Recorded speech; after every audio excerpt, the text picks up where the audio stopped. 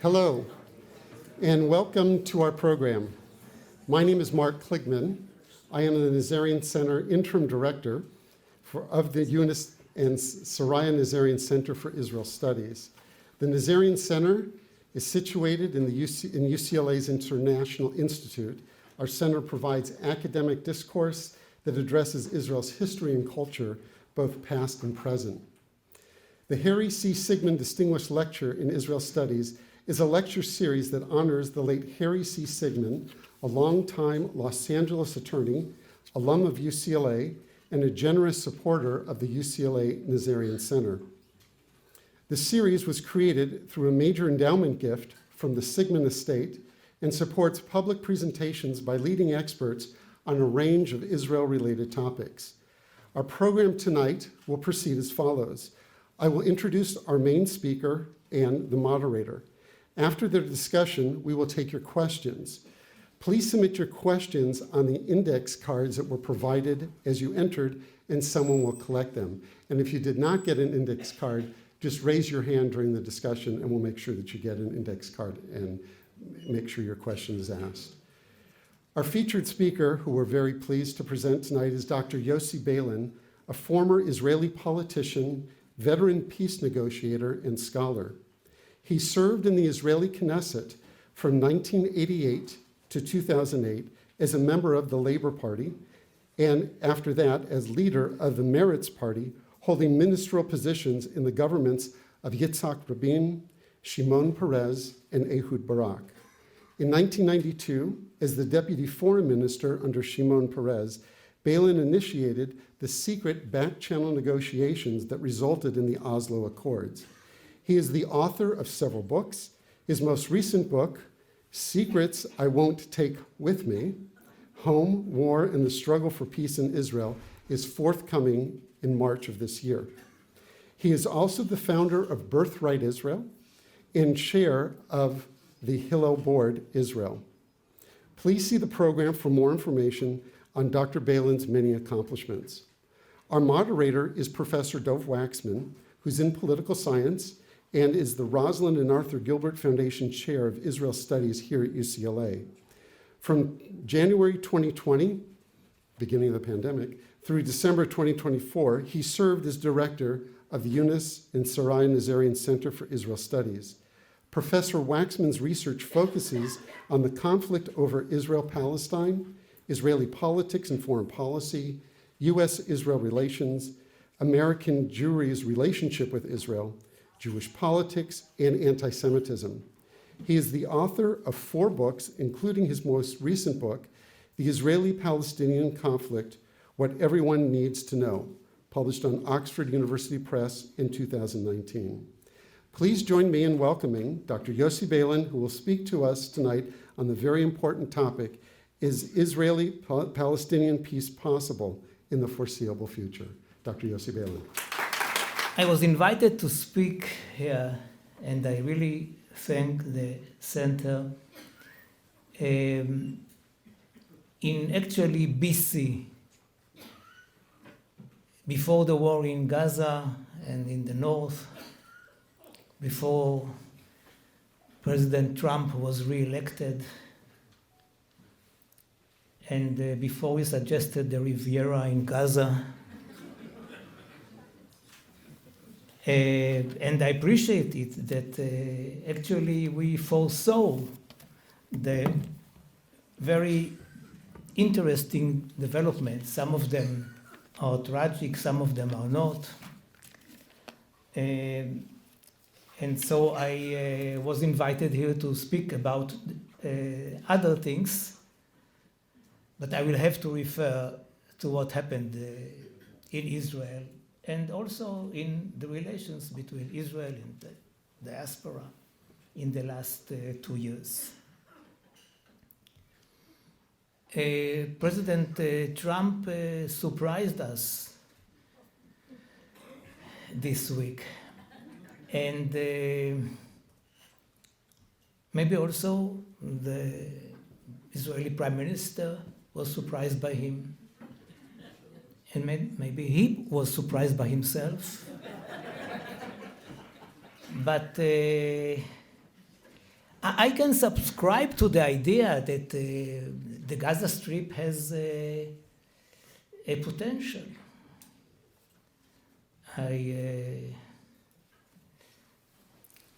The first time I went to Gaza was after the Six-Day War. It was already the beginning of the attrition war.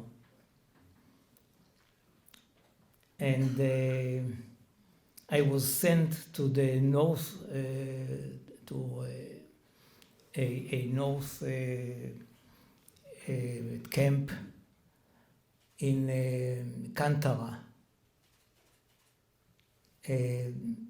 on the Suez Canal for a very long while.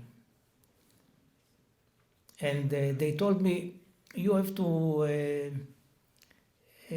catch a car, whatever, to Gaza, and then from Gaza you will see that there are trucks going to Bir Gafgafa in the midst of the Sinai Peninsula, and from them you will find a car or truck or whatever to Quneitra. Okay. I had a Czech rifle from the medievals on me. And I went down from the car, the first car in Gaza, September 67. It was a quiet place, quite nice. I didn't feel any problem as a lonely soldier trying to catch a truck or whatever to Bir Gafgafa. And a young boy approached me. And he looked at me and said, Sach. I know Arabic. I was very good in Arabic. And I didn't understand what he wanted from me. And then he looked at my shoes, my military shoes, and he said, Sach. Now you have to understand that shining your shoes was a very important role in the army. You had to show every morning to your commander that everything is in place and that your shoes are clean and shining. You will never think about giving this role to somebody else. Your role was to shine your shoes. And so I looked at him and I say, la, no. And he looked at me and he was miserable. So I said to myself, what am I doing now? For the first time in my service, I will ask somebody else to clean my shoes. No. So I took out some money, I don't remember how much was it, and I gave it to him. And he was so offended. He was so offended. And I said to myself, maybe this is the future of our relations. Actually, you are doing something because you believe that it is needed, that it is a must.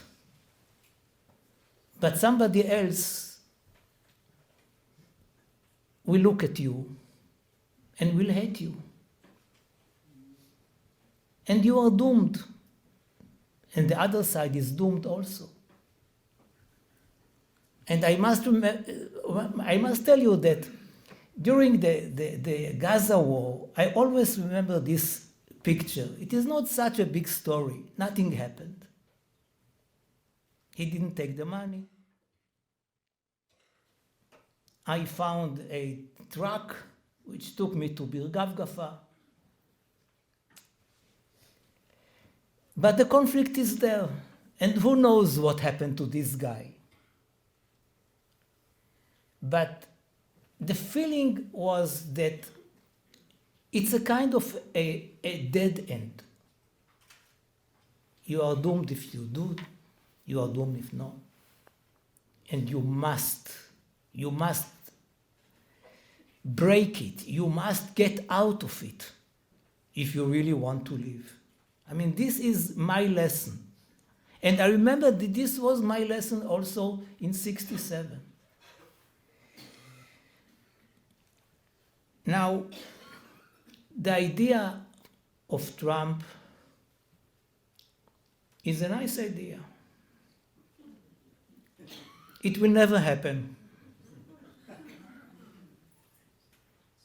I'm a spoiler today, but it will never happen. That is very clear. I'm not sure whether he himself thinks that it will happen. Maybe after Mexico is paying for the wall or something like this. So there should be a line of issues that should be fulfilled. But the problem is that it is not just a joke. I mean, the jokes about it are everywhere in the world, in Israel especially, I'm sure that in the Arab world. But it is not a joke. Why isn't it a joke? Because the main issue in our conflict is territory. Yes, there are other issues. From water to Jerusalem, to the refugees, to security. But first and foremost, it is land, it is territory. I believe that if you solve the issue of territory, you actually solve the problem. You will have to deal with other issues. But this is the main one. Because since 1882, a year after the murder of the Tsar Alexander II, our whole story began. 2.5 million Jews left East Europe. Most of them went to the United States. Those who were not allowed to the United States went to other neighboring countries. Until about the beginning of the First World War, and especially until 1924. Then it ended, actually. Now, the Arabs who lived in Palestine saw a tide of Jews who are coming to replace them. This was the story, to replace them. And the Jews who went there did not try to console them, to tell them, no, this is not the case, or you have enough room for all of us. But what they did is that they bought the land. And unlike the rich Arabs who lived mainly in Beirut and bought the land in the midst of the 19th century, they wanted to remain there and to cultivate the land themselves. The Arabs did not understand what are they doing. I mean, you buy land and you get something for that, percentage of the products or whatever, but we remain there. They couldn't understand how one buys land and wants by himself or herself to work there. And they understood that actually we came there in order to replace them. And that is our story until this very moment. I mean, nothing helped, even if we try to say, no, this is not the case, we will live side by side and whatever. Deep there, and one can understand it. The fear is that there is a tide of Jews who came there, imperialists, colonialists, whatever,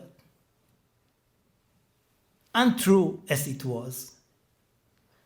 Some of them are claiming that they came because of the Bible, but they don't have anything more than that. And they want us to go there. And then you heard those people who said the Arabs have 22 countries, they should go there, why here, and so on and so forth. And out of the blue comes the American president himself and says, I have a nice idea for you. You should all live. It can be a very nice Riviera, like the French one. And he is so sure that it is going to happen that he say, yeah, eventually they will agree. Now, in the Arab world, they then don't take it easy. And the Palestinians are taking it very seriously. And I'm worried that it might, I hope I'm wrong, it might contribute to violence. If they understand that the only way to deal with it is to show force, that the only language in the Middle East is power and force and whatever. And that is why it is so problematic. I'm sure that it will not happen. But I'm not sure that it doesn't have ramifications. And, I'm not speaking about formalities, the international law. Well, it is not in the 19th century.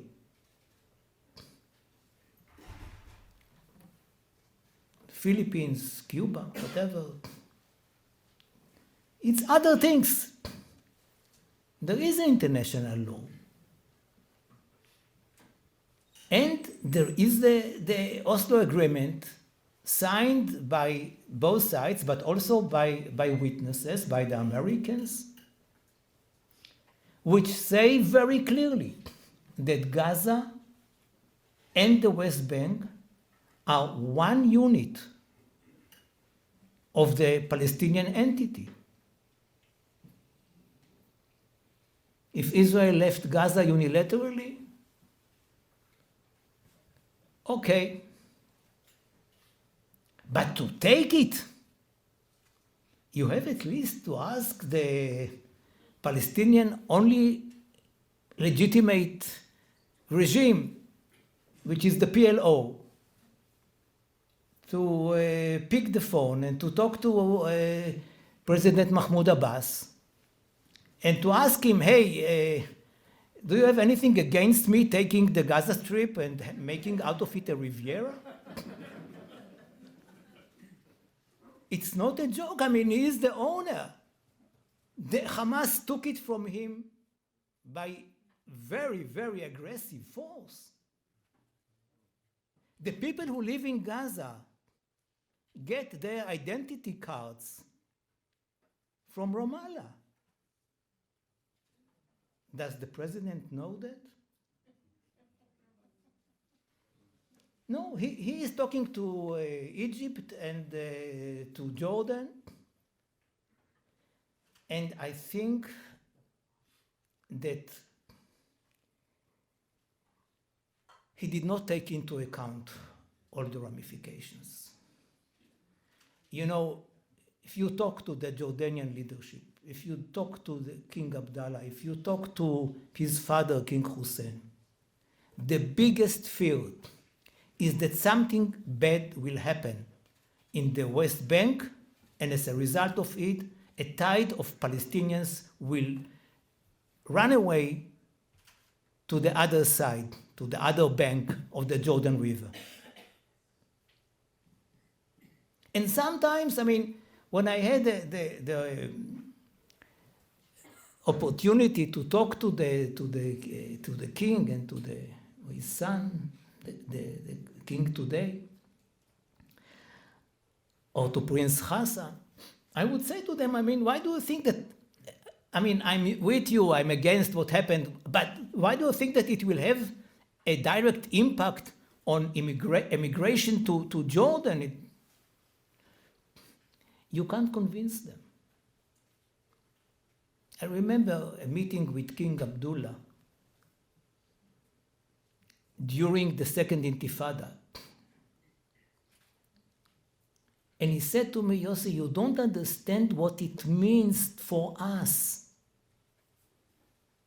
It is not just another Arab country which identifies with the Palestinians. Not at all. This is not the case. On top of it, there is something else. Whenever something bad happens in the West Bank, whenever Palestinians are killed, you have people who are mourning for them on the other side of the bank of the river. It is our problem. It is families. And I think that what was done in the last days is really very problematic. I mean, it is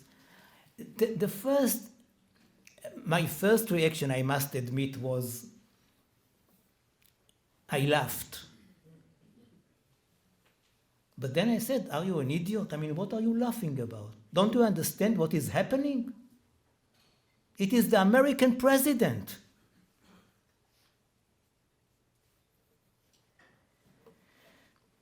Now, if you ask me what should happen, what can happen, what is realistic, I think that the most important thing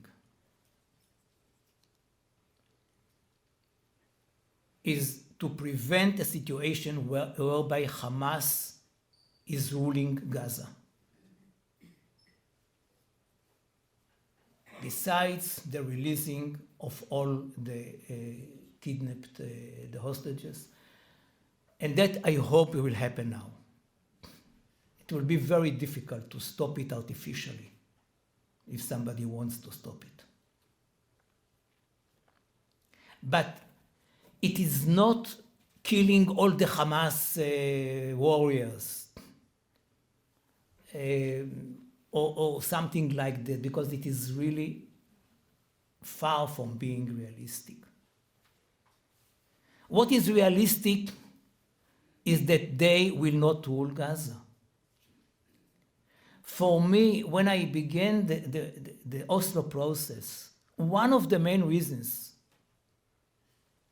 was that I followed what was happening with Hamas since the first Intifada. They were seen by the younger generation in Palestine as honest people which understood the people, which helped poor people, which believed in the Quran, and that was the main issue for them, while the PLO was already seen as corrupt, lives in Tunis, in hotels, it's always hotels, and they cannot be compared to the purity of Hamas. And since I read the Hamas covenant, and I began to understand, or not began, I understood what they wanted. I understood one thing. You have two groups in Palestine, at least. One became more pragmatic, changed its mind officially in November 1988. And another, wanted just to destroy Israel and to kill Jews. And was not ready to any kind of a compromise. The only way for them, like with Iran, although there are ideological or religious differences, but the main issue is to get rid of Israel. Israel doesn't have the right to exist, and the disappearance of Israel is the main issue. If I have to choose between a pragmatic group which used terrorism and a fanatic religious group which wants to kill me, I know whom to choose. And this was one of the reasons for me, at least, to go for the Oslo process. Before the Palestinian street will be totally or most supportive of Hamas. So the way, I mean, they won the elections and they were not recognized. The mistake was not that they were not recognized. The mistake was that they were allowed to run for the elections in 2006.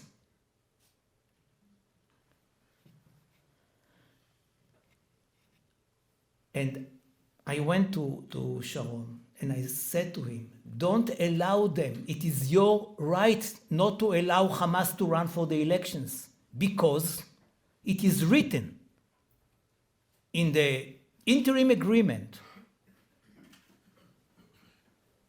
that there is a chapter about elections in Palestine, and it is written that people who are inciting terrorism cannot run for elections as groups and individuals.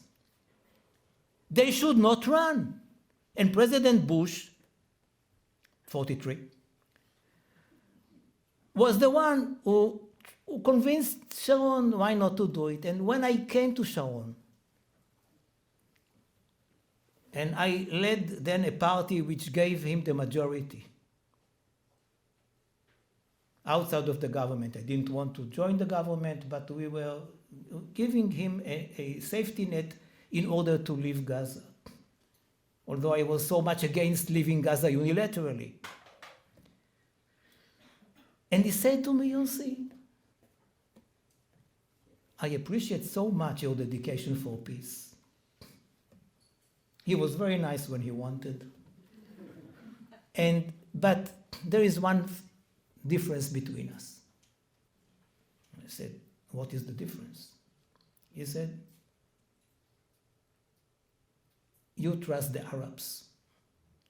I don't trust them. They are all the same. I said, Arik, you are my prime minister. Do you think that all the Jews are the same? Then he didn't answer this question. But this is what he said. This is what he said. And I think that what is happening today, at least from the point of view of the right in Israel, I mean, Netanyahu said, I don't want in Gaza neither Hamas nor Abbas. Well, it rhymes. But what do you mean by that? That Hamas is like Mahmoud Abbas? Can compare between them? Believe me, I met Abbas 10 days ago.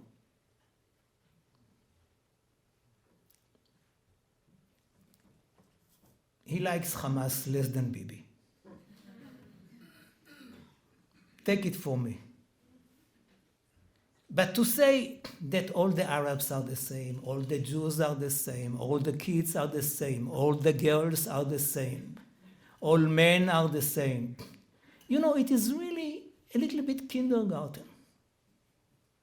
Or kind of, since there is something in it, but it is wrong, People say, yeah, you know, after all, he's right. All the Jews are the same, we know what they want. I mean, we know everything. I'm going back to the question of what to do to prevent Hamas from being the governing power in Gaza. And how can it be done?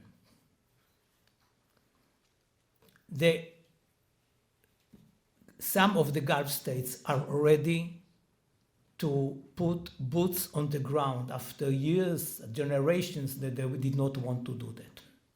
They are ready to put boots on the ground. And they are ready to invest money in rebuilding Gaza. Their involvement is vital to save Gaza. They will not enter Gaza if Israel is not suggesting a political horizon to the Palestinians in the shape of the two-state solution.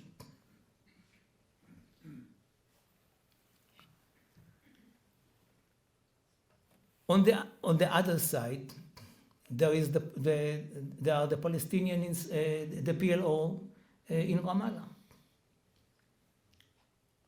And I can tell you very clearly, I don't know whether it is possible, whether it is feasible, whether it is easy. I know that it is not easy.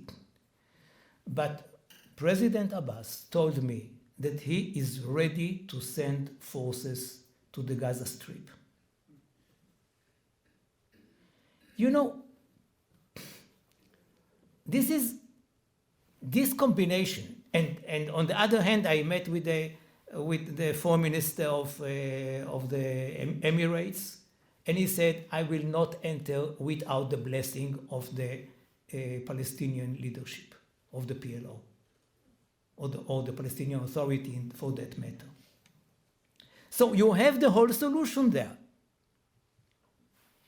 There is an Israeli promise for the future. Now, unlike the people like Ben Gvir or Smotrich, which, I mean, this is, in my view, the biggest crime of Netanyahu, that he allowed them to be part of any government in Israel.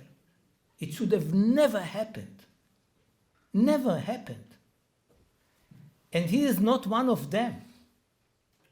He is a rightist, he is a Republican, whatever you can say, but he is not Ben Gvir, he is not Smotrich. He needed them politically and decided to take a step which he promised just 2 years earlier, if you know, never to put them in his government, in any role, on camera.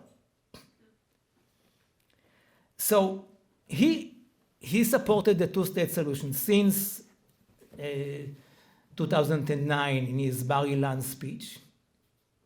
He went to New York and appeared in the UN General Assembly and supported the two-state solution.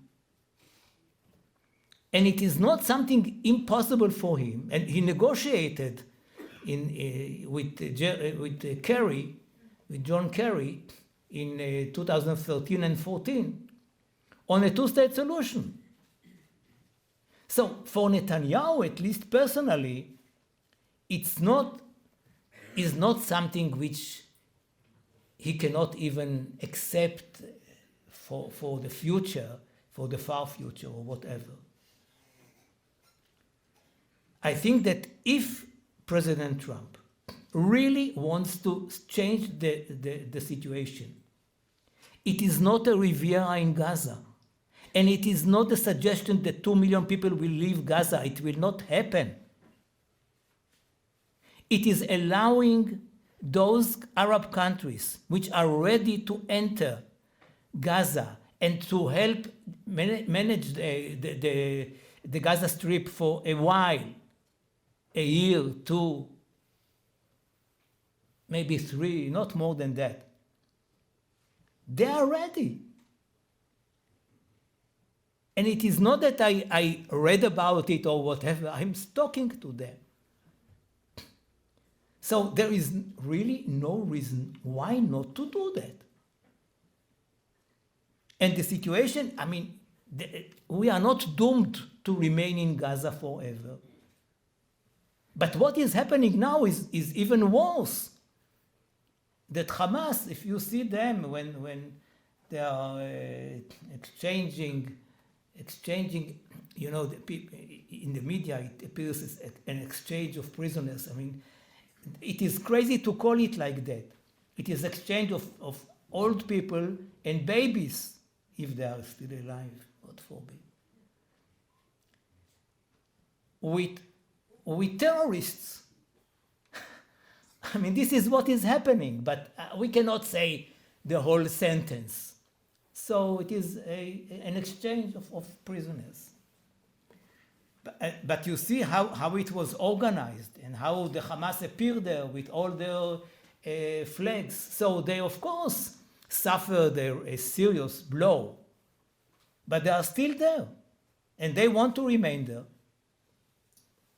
And if that is what we are getting after such a long war, the longest war of Israel with the Arabs, it will be a real defeat for us, although the fact that practically we won the war. But who are we? We are the strongest military power in the region. To win this war is not something which was not expected or possible or whatever.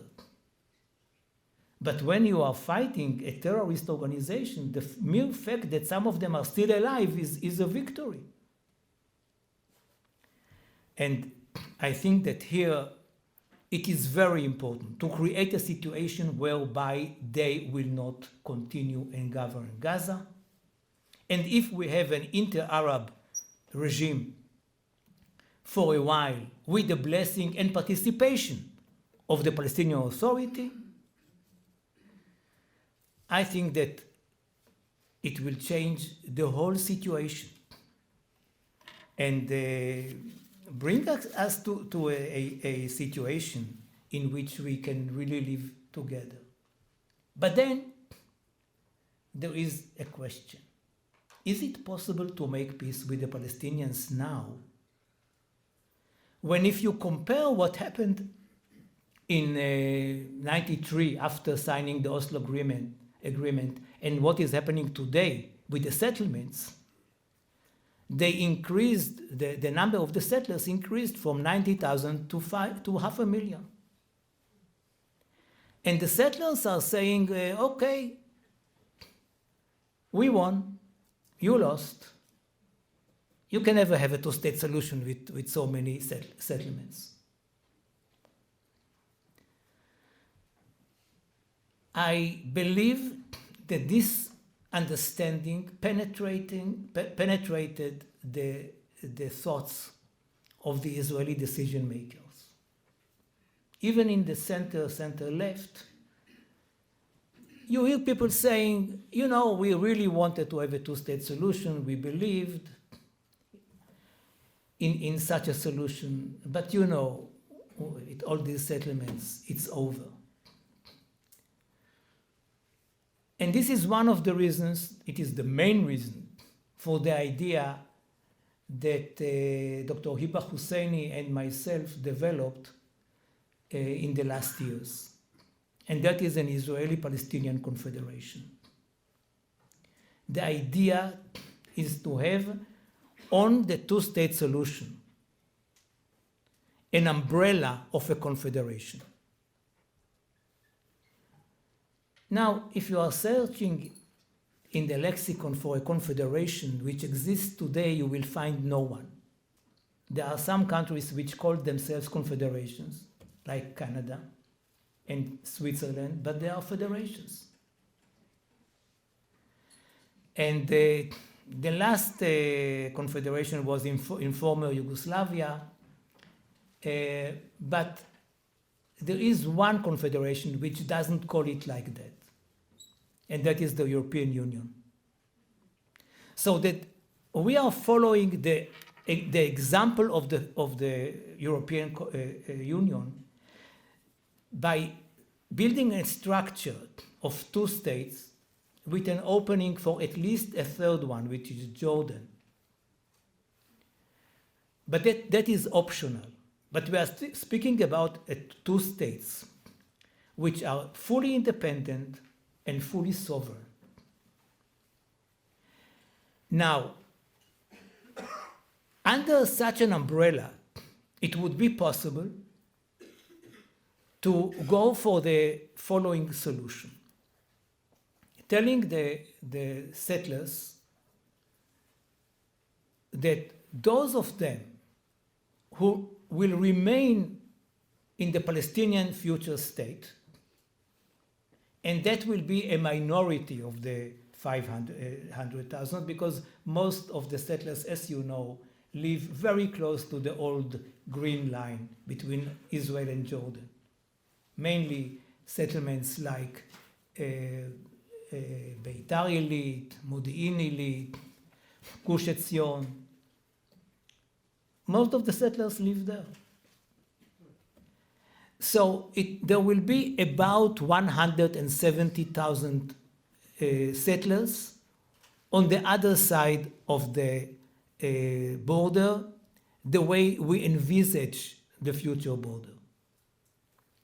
Now, they will be allowed either to leave the settlements and to get compensation and to go to sovereign Israel, or to remain where they are under the Palestinian state as citizens of Israel and residents of Palestine. But in the same time, the same number of Palestinian citizens will be allowed to Israel as permanent residents of Palestine, of Israel, and citizens of Palestine. So there will be full symmetry between the two sides. If many of the settlers will oppose the idea of becoming residents of the Palestinian state, then the quota of will be lower, and this will be also the quota for the Palestinians. But it will not be ongoing. After 3 years, once we decide the number of the Israelis who want to remain in Palestine, this will be the number of the Palestinians who will be allowed to live in Israel. If later on people leave, it will not be counted.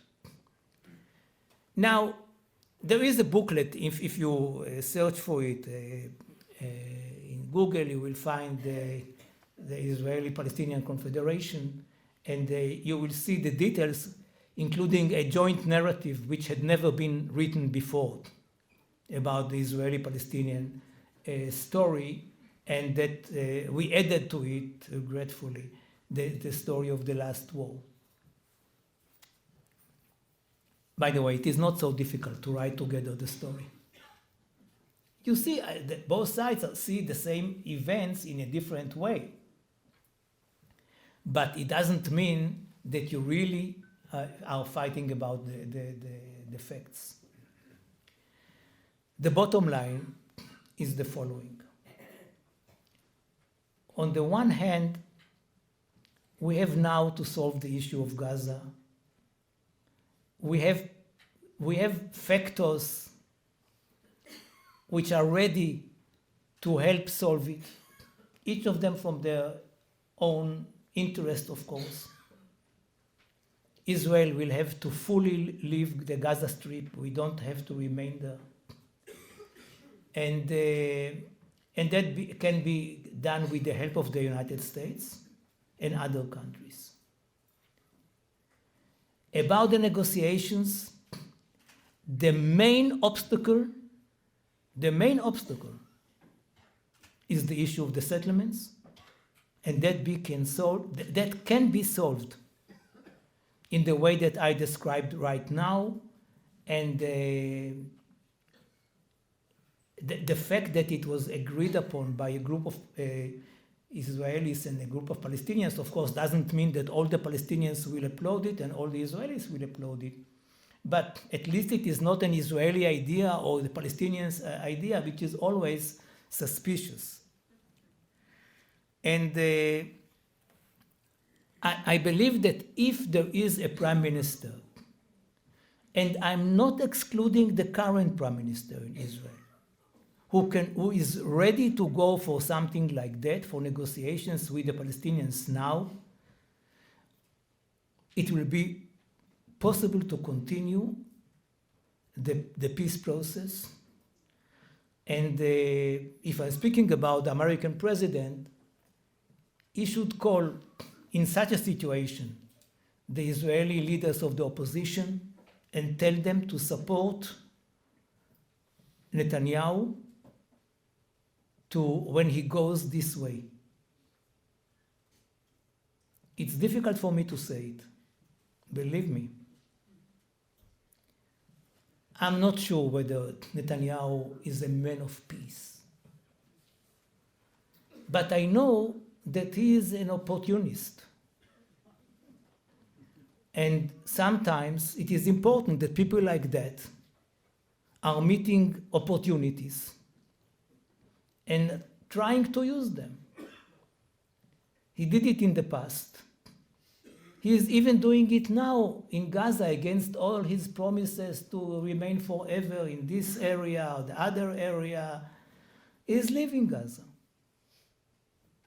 He wrote in his book, A Place Under the Sun or something like that, so many things against exchange of prisoners or something like this. Never we should do it. And of course, he did it more than others. So he's an opportunist. And sometimes it is the negative connotation. It can also be a positive connotation. I'm not sure about what I'm saying. I'm not sure about it. And maybe my optimism is overshadowing some parts of the reality. I also agree that in most cases, the pessimists are right. In most of the cases that I met, they said, you can never do that. It will not happen. And they know something about life, and most of our experiences is our failures. So it is quite reasonable to say that the pessimists are right. But without the optimists, there will be no world.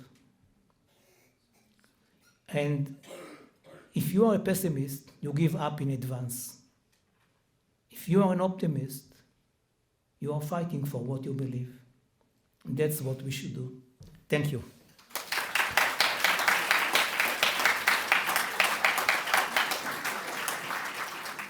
First of all, I'm so happy that you are here at UCLA. This has been a long time coming, as you said, a few years. So it's wonderful to be able to be with you this evening and to hear you. And I wanted to pick up, first of all, with what you just mentioned about optimism, because one of the things I think that is most striking about your political career and your diplomatic career is your determined optimism, your commitment to peace, and the creative ways in which you've kind of tried to promote that, whether it was through the Oslo peace process or more recently through the Confederation proposal or through the Beilin-Abu Mazen agreement.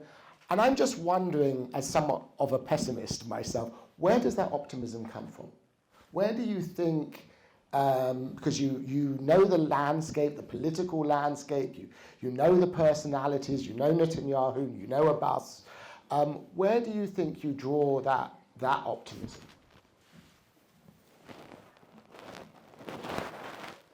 You know, it's not a matter that I eat garlic every day or something, although it is recommended. But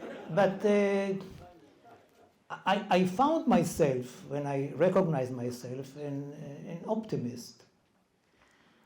The point is, it took me time. It took time to understand it for me, as for all of us. Recognizing ourselves is a long process. And I asked myself, maybe you are just foolish. And for a foolish person to be optimistic is not a problem. And of course, I don't exclude this possibility. I'm not objective enough to exclude it. But I think that there is a joke that an optimist is somebody who doesn't buy the lottery ticket and doesn't understand why he lost. He didn't get any money. But the point is that in my life experience, felt that optimism is when you believe that if the right things are done, you can achieve something.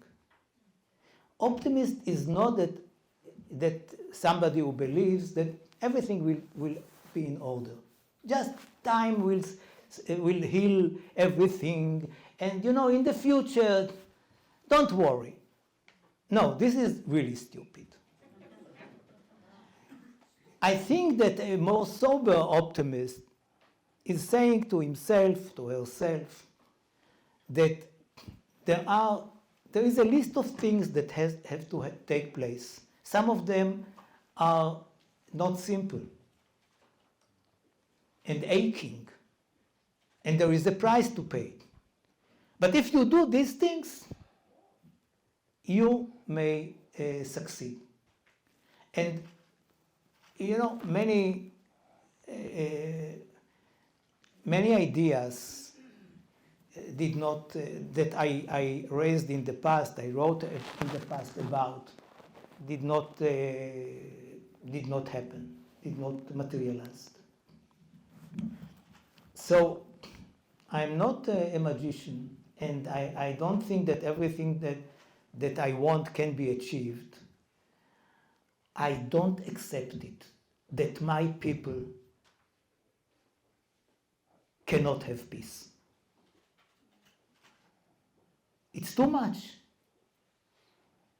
After the Holocaust, after other things, to say to myself that my people cannot have peace, that it is a kind of a must,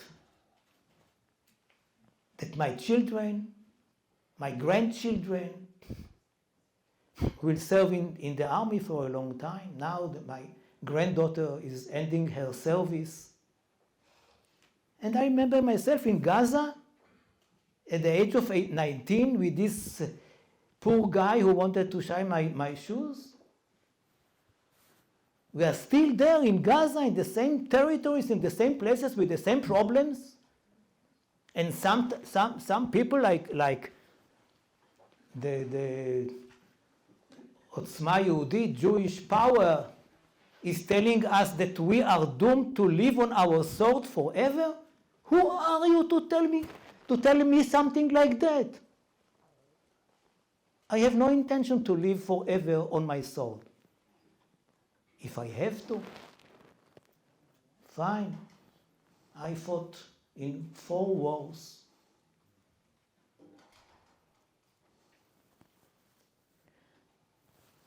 Okay, no other option. But I believe that there is another option for the Palestinians and for the Israelis, and we are not two doomed peoples. And maybe I'm wrong. So it seems today, and particularly in the wake of October the 7th, but really going back some time now, that fewer and fewer Israelis and Palestinians believe in the possibility of peace. That there is really very little constituency any longer that exists. So how does one reach out and persuade Israelis who have, for the most part, abandoned hope in peace, have become convinced that Israel must live by the sword forever? How do you convince them that peace is possible? And also, because it's no less true on the Palestinian side, that Palestinians who have also concluded that peace is impossible. How do you change that? What is the path to actually rebuilding a constituency for peace that no longer exists? You know, I am a great believer of education for peace. Meetings, people to people, seminars, youngsters, older people, understanding that the other side doesn't have horns and that we are human beings, both Israelis, Palestinians, others. But my expectations are not there. And please don't tell it to anybody. I am also a great believer of the top down. It is important to have both. To have people who believe in peace, who hope for peace. But if I look backward, there were more than 70% in Israel against withdrawal from the Sinai Peninsula before we signed the agreement, and 72% supported after we signed the agreement. What actually happened? The strategic situation. No. What happened is that there was a prime minister in Israel, Menachem Begin, who for me had been worse than Sharon. And he made peace with Egypt because of whatever. And people changed their minds. And then Oslo. I don't remember exactly, but the numbers were more than 100% for sure, of people who were against any contacts with the PLO before Oslo. And after Oslo, when people were asked about negotiations with the PLO, there was a big majority. You know, in the cabinet meeting, which ratified Oslo, we are in September 93, before the signing ceremony.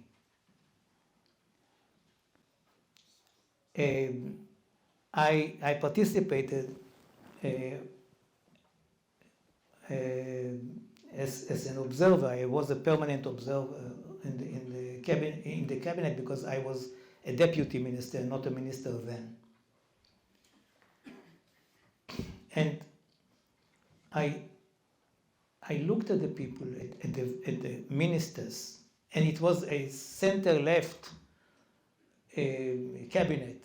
It was Labour, Meretz, and Shas before it left the government. And I looked at the faces of the ministers, and I remembered how many of them were against any idea of peace with the PLO. And when Rabin asked me whether I would like to say something, I said to him, no, I don't have anything to say. I wanted to see the votes.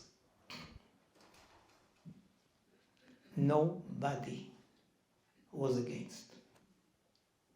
2 abstained, all the others supported.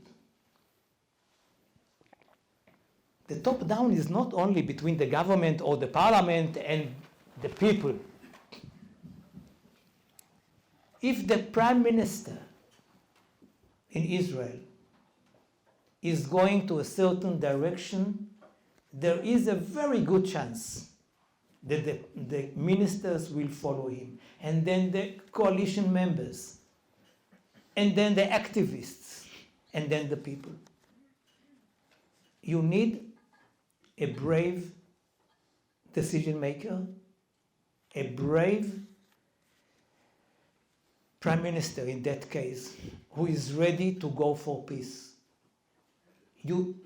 It's almost tragic for me to say it, because you see how much it depends on one person in a democracy.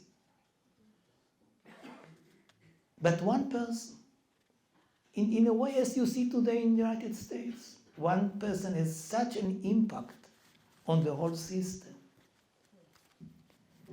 And the question is whether this person is ready to risk his life or her life. You know, I'll tell you something about it.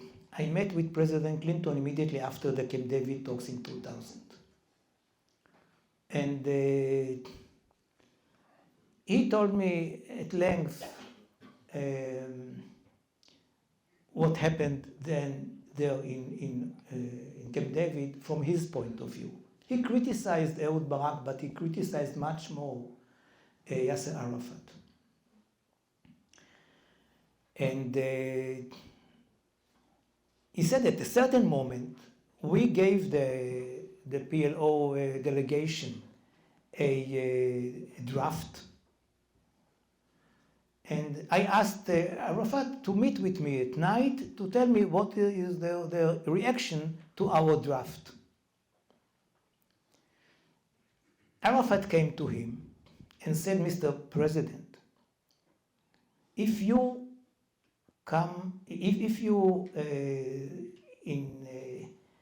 insist on this paper and I accept it, you will come to my funeral.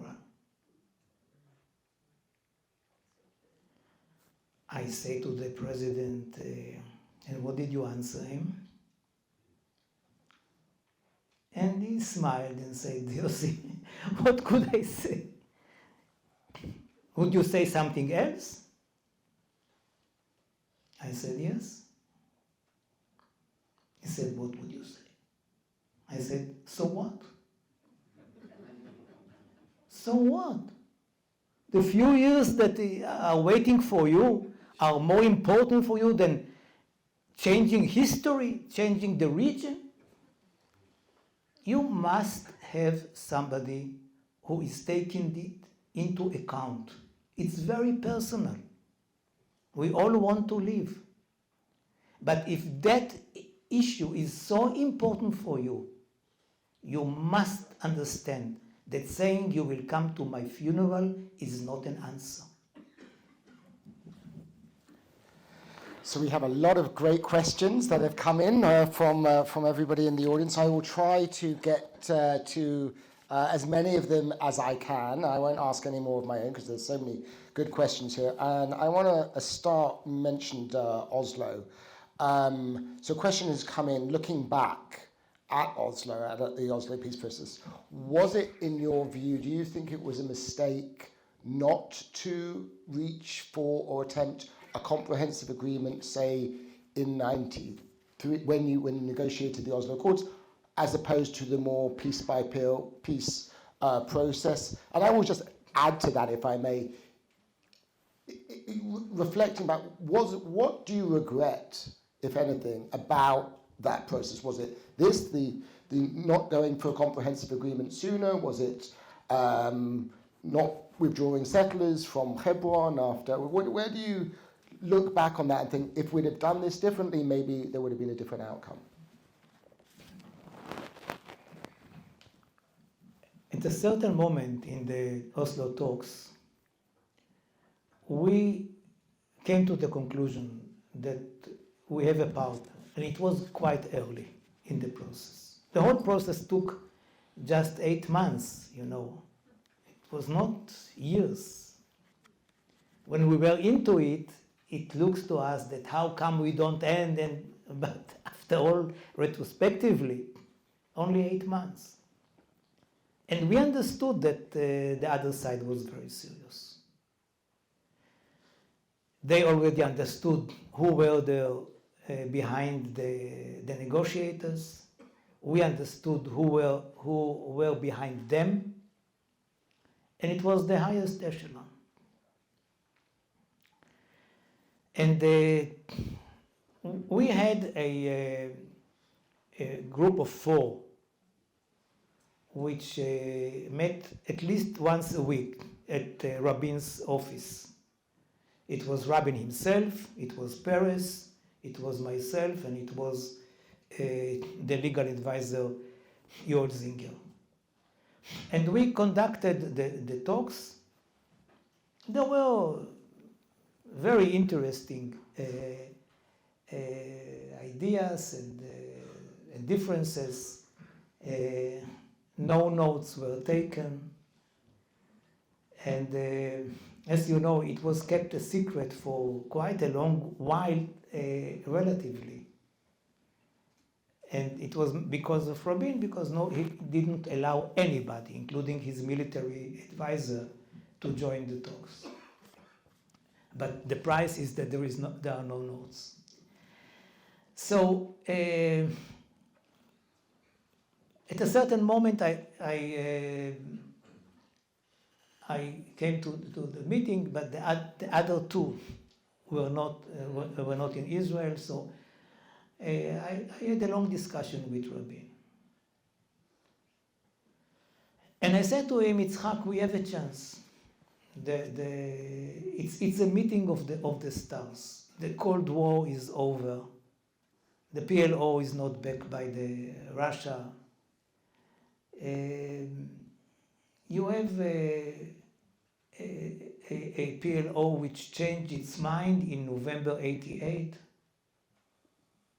and is ready to recognize Israel. You have an American president who has no history in foreign affairs and would like to have an achievement, and we are giving it to him on a silver platter. And we have you. You promised in your campaign to have an agreement with the Palestinians in 6 to 9 months. It was very, very concrete. He went from one place to another in '92 during the campaign, and that was his message. Let's go for the permanent agreement. We can do it. And he said, it's impossible.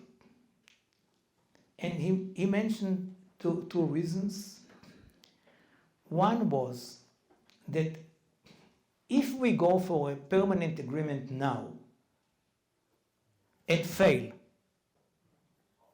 the Palestinians may think that since we had some requests or demands that we could not achieve from them, there is no reason to renew any talks about a permanent agreement in the future. And there will be no interim and no permanent agreement. And I want an agreement. And now.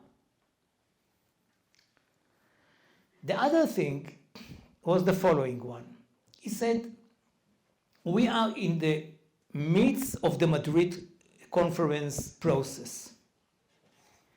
Madrid was based on the Camp David Accords of '78, Begin, Sadat, Carter. And then they created the formula of an interim agreement, 5 years, and then there will be a permanent, towards a permanent agreement, which was not mentioned. What kind of a permanent agreement?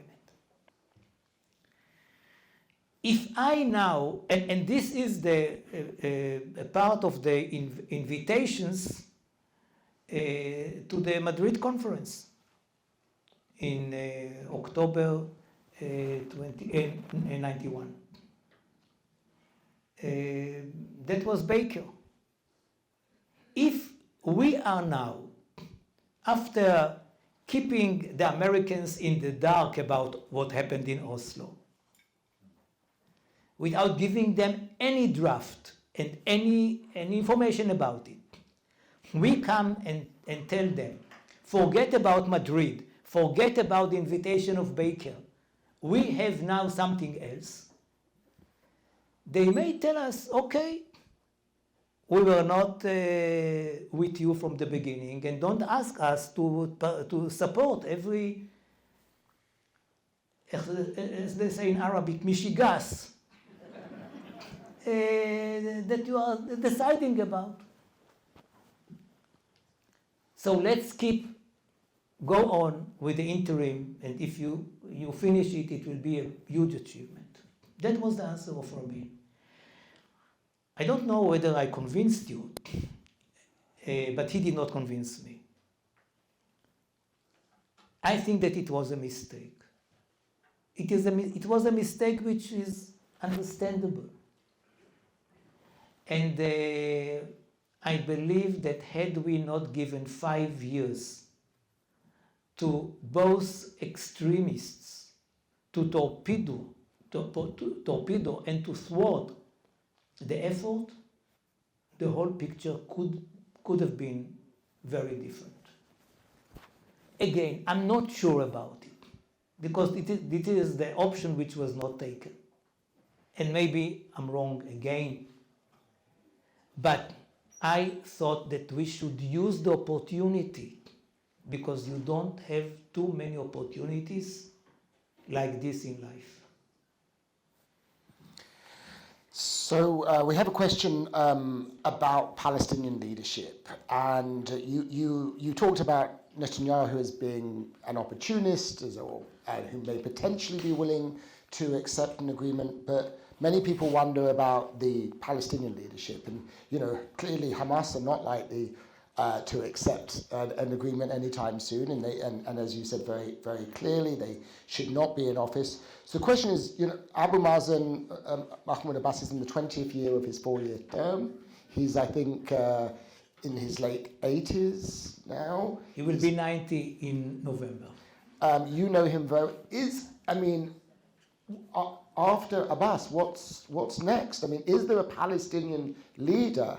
Abbas himself may not have the legitimacy any longer, or even the ability or the willingness, but is there a Palestinian leader who is prepared, who would be willing to accept such an agreement, and who might that be? First of all, Abbas is a leader who believes in peace with Israel, in the advantages of neighborhood with Israel, and if he signs an agreement, the whole world will applaud and accept. The Arab world and the world at large. He's not strong, and unlike all of us, he's not becoming younger. But he is the one who is there. And part of pragmatism is to face reality and to ask ourselves, why should we wait? Especially when he tells that his father died at the age of 103.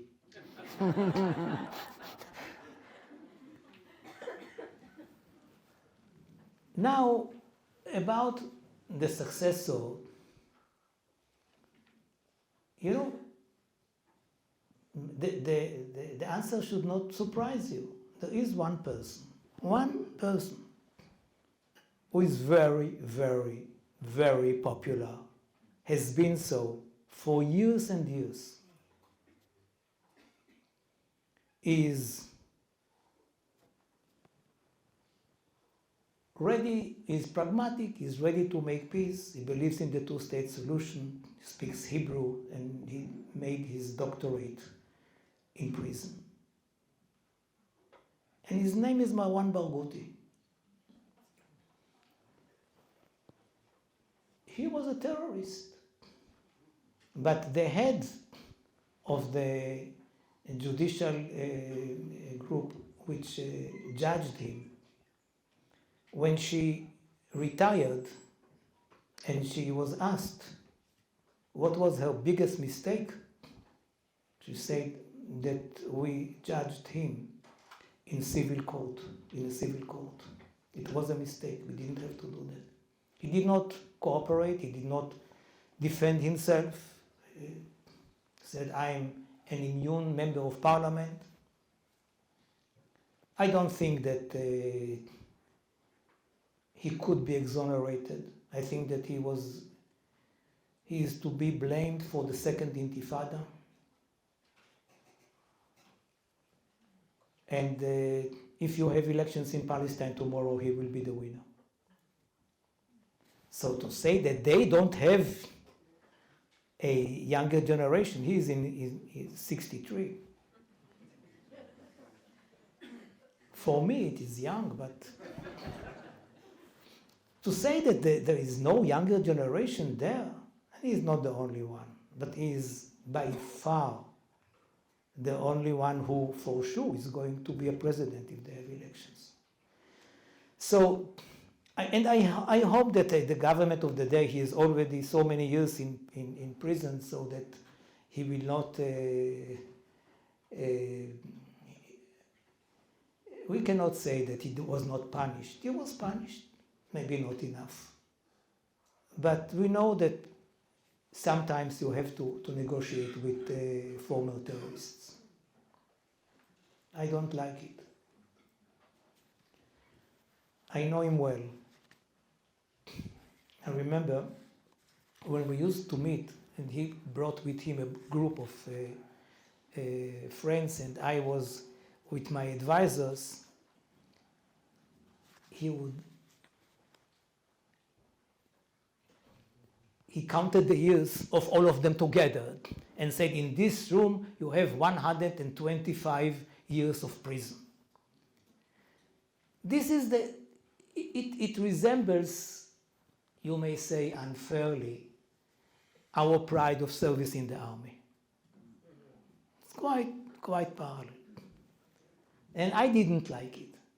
I remember these moments. Every meeting began with counting the years of the participants. So this is him. He believed at a certain moment that it was the right thing to use terror after Oslo. And I couldn't forgive him. We didn't speak, we have not spoken since then. But I found myself, before he was arrested, arguing with him on TV, on the BBC, on the CNN, on whatever, still it was possible. And I said to him, Marwan, why are you doing it? What are you going to achieve by that? Okay, it happened. This is the case. It's not simple. We can speak about corruption. We can speak about terrorism. We can speak about many things. But we are not in a situation to choose the enemy or to choose the interlocutor. There are people there who are pragmatic enough, charismatic enough, believe in peace, with whom we want to speak. Those who don't want to speak can always find something about the other side, because there are many. There are many. So I've been told we have just time, unfortunately, for one more question. I just make a quick note in response to what you were saying about Marwan Barghouti, that for those of you who don't know, he's currently serving, I think, 10 life sentences.